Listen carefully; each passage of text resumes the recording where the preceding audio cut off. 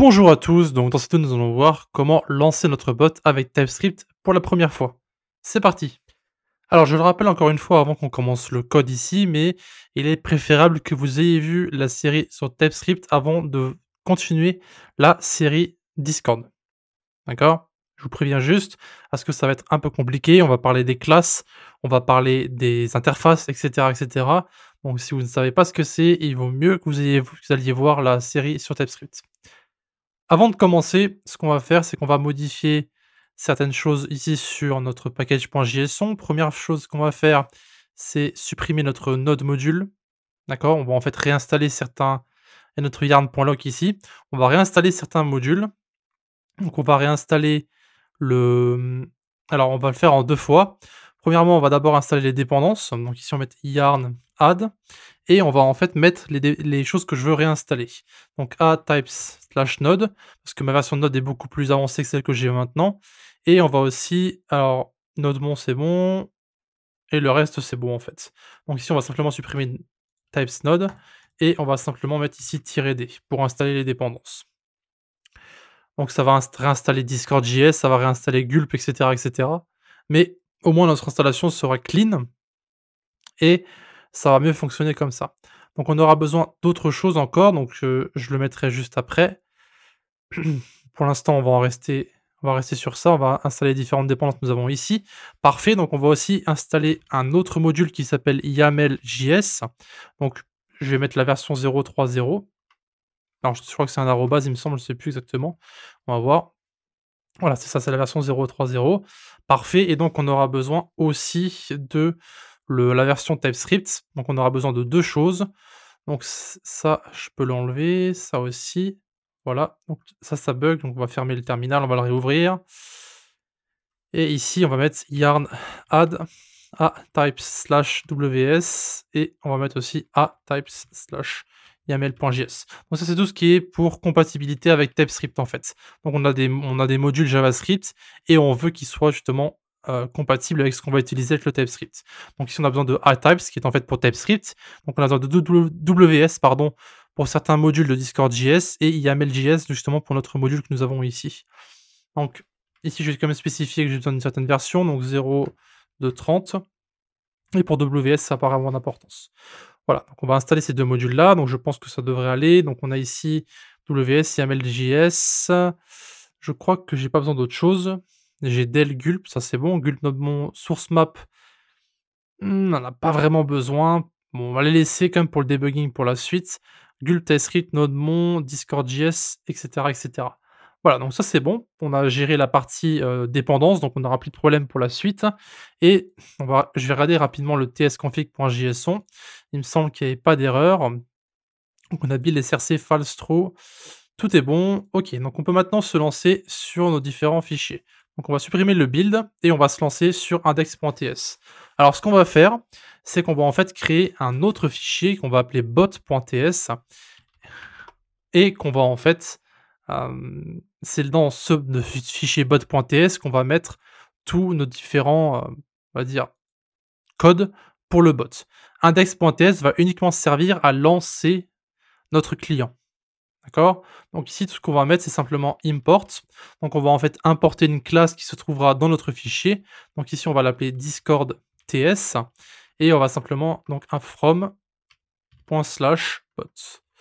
Voilà, donc ça, on va l'importer directement, depuis notre fichier. Ah donc le fichier n'est pas bon, donc on va mettre const bot. Donc ici, c'est discord.ts égale new discord.ts et bot.start. Alors ça, ce qui va se passer, alors c'est pas un module, oui, je changerai après, enfin on va voir ça dans un instant. Donc ici maintenant qu'on a vu ça, ce qui se passe dans notre code là, c'est qu'on va simplement en fait importer une classe qui va se trouver dans bot.ts et on va lancer notre bot avec cette fonction. Donc évidemment, j'ai pas créé de module dans le fichier bot.ts puisqu'il est vide, mais on va devoir justement exporter une classe. Donc on va aller sur le bot.ts maintenant. On va importer les modules dont on aura besoin. Donc on aura besoin de pass, on aura besoin de YAML et on aura besoin de client et message.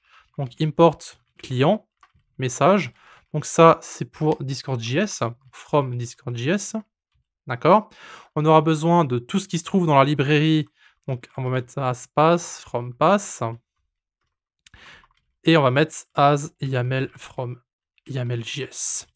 Ce sera les 3 modules qu'on va utiliser pour ce fichier-là. Donc le pass, c'est simplement pour avoir plus de facilité à récupérer en fait le fichier qui se trouve dans le dossier actuel. Donc ça va en fait automatiquement repérer le nom du répertoire où on est actuellement. YAML, je vais utiliser un certain fichier donc qui s'appelle le YAML justement pour avoir mes différentes configurations.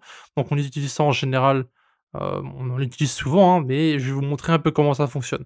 Donc en fait mon truc c'est de vous montrer comment tous les fichiers de configuration, de vous montrer un peu, de toucher à tout pour que vous puissiez avoir vos propres repères. Mais encore une fois, vous pouvez utiliser, ce que vous voulez, hein. Vous pouvez très bien utiliser un config.js ou un config.json. Voilà, c'est vous qui voyez, utilisez ce que vous voulez. Donc maintenant, on va justement exporter notre classe, donc on l'a appelé, on l'a appelé, je le rappelle, discord.ts. Donc ici, on va mettre export class discord.ts et c'est ici qu'on va en fait mettre tous nos différents fichiers. Donc ici, maintenant, on a une erreur puisque évidemment la propriété start n'existe pas dans notre classe, donc on va devoir la créer, mais tout d'abord, on va créer nos différentes variables. Donc on va créer deux variables private, donc on va créer client, donc il sera le type client, et on va mettre private config, et on va mettre any. Alors la configuration, ça sera justement le fichier settings.yml qu'on va créer juste après, et le client, bah, ça sera simplement un constructeur qu'on va pouvoir créer, donc on va devoir appeler justement donc ici le fameux new discord.ts. Donc on va mettre constructor, évidemment, et ici on va mettre this.client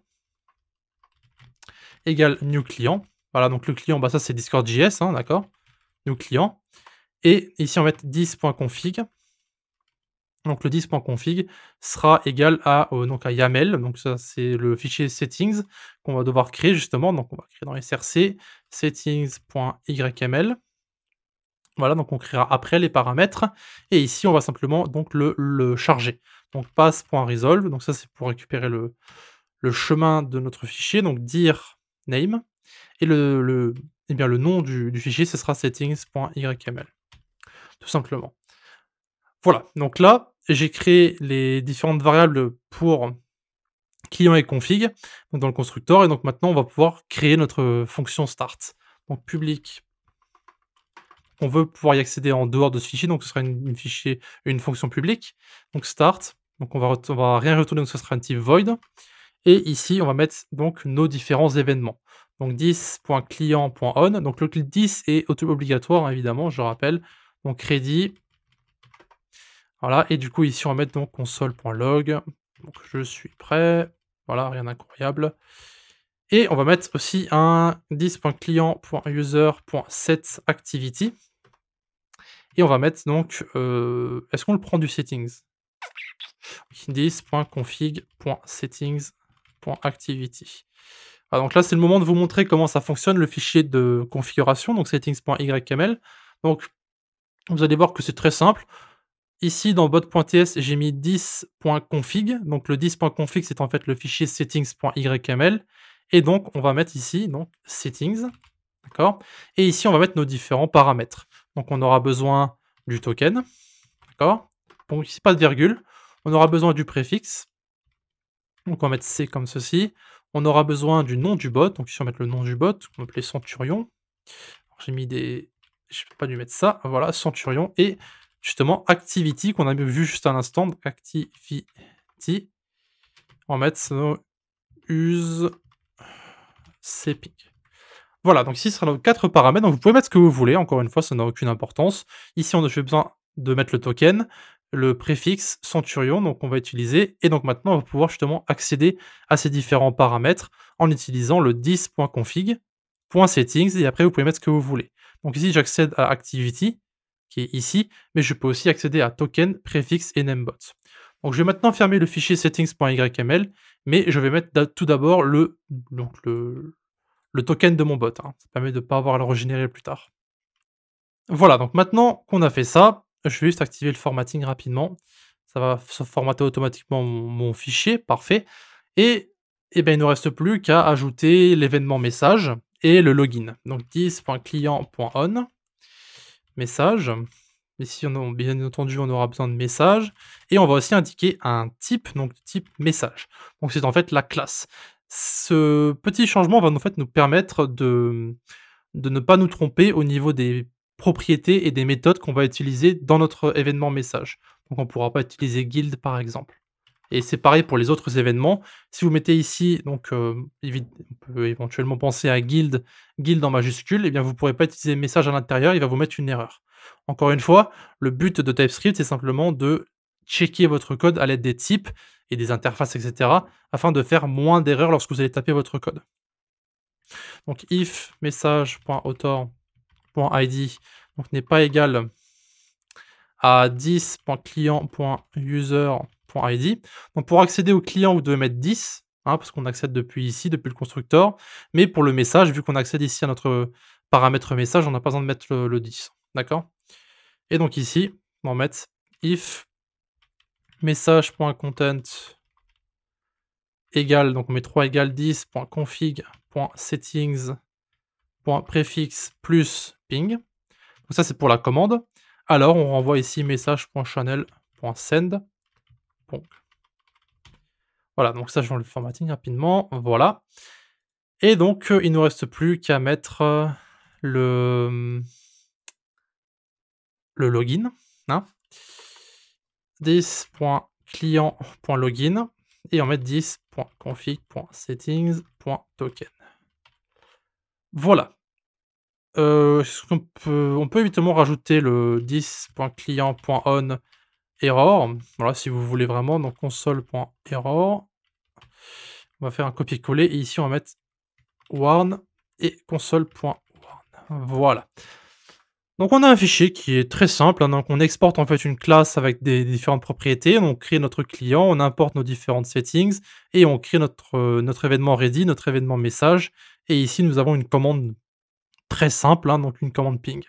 Donc maintenant on va pouvoir tester. Donc encore une fois, dans la vidéo précédente, on a vu avec le gulp qu'on peut pouvoir automatiser tout ça en fait. Donc par contre dans mon Gitinor ici, je vais rajouter plusieurs choses. Donc tout d'abord, je vais ajouter le build que je ne veux pas ajouter, donc build que je ne veux pas envoyer sur GitHub. Et il y a aussi donc le settings.yml que je ne veux pas mettre sur GitHub. Voilà, donc en fait, ça va cacher le dossier build où se trouve le JavaScript et ça va cacher le settings.yml qui se trouve ici dans notre SRC. Donc je rappelle, dans mon settings YML, j'ai bien mon token. Voilà, donc on va maintenant pouvoir lancer. Donc ce qu'on va faire, c'est qu'on va d'abord faire un test. On va mettre yarn build. Donc je le rappelle, les scripts qui sont dans package.json, logiquement, on ne devrait pas avoir d'erreur. Donc le build a été fait, parfait. Donc maintenant, alors, il n'y a pas de dossier build. Hello. Quelque chose de très étrange est en train de se passer là. Mon bot est lancé. Alors, intéressant. Le bot est lancé, donc il est online. Il n'y a pas de problème avec mon autre VS Code, c'est bien le bon VS Code qui est lancé. Alors le bot est bien lancé, je peux faire les différentes commandes. Comme vous pouvez voir ici, il y a bien l'activité, donc use ping, d'accord? Donc si je fais ping, ça en revient le pong, mais le problème que j'ai, c'est que le dossier build n'est pas créé en fait. Le fichier JavaScript ne s'est pas créé.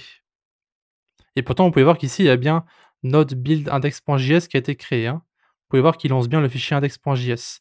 Mais le dossier build n'est pas créé. Attendez, on va faire Reveal in Explorer. Ici, vous pouvez voir que je suis bien dans le projet. J'ai pas de dossier. Attendez une seconde. Bon, en tout cas, tout ce qu'on peut voir ici, c'est que la conversion s'est bien faite, c'est que nous avons bien le bot qui est lancé et nous pouvons bien utiliser les différentes commandes. Donc, essentiellement, le bot fonctionne. On a bien exporté nos différentes classes, nous avons bien le code à l'intérieur ici avec nos différents événements. Donc, le fameux je suis prêt, l'activité et notre commande qui fonctionne bien comme on veut. Le seul problème, c'est qu'évidemment, notre dossier build n'existe pas. Bon, je vous expliquerai ça dans la prochaine vidéo si je trouve l'erreur et donc on se reverra donc simplement dans la prochaine vidéo. Merci d'avoir regardé notre vidéo jusqu'à la fin. Donc grand merci à nos Patreons qui nous suivent pour le moment, donc qui se trouvent en bas à gauche. Si vous désirez avoir plus d'informations sur Patreon, allez simplement dans la description et retrouvez-nous directement sur le site.